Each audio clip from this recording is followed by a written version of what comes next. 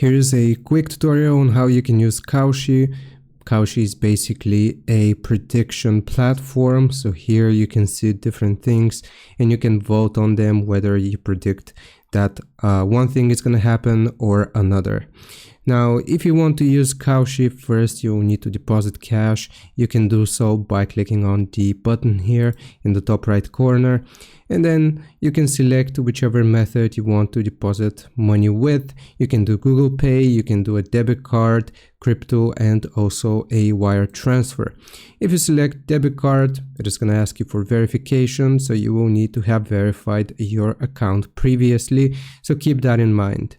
Now, the website looks like this, and here you have all sorts of categories. You have politics, sports, culture, crypto, climate, so on and so forth. So you just want to find something that you are knowledgeable about and you can bet on it. Here you can select the amount which you want to bet, and let's just do 2, and it's going to show you your odds of the success rate and also your expected payout. And that is how you bet on things.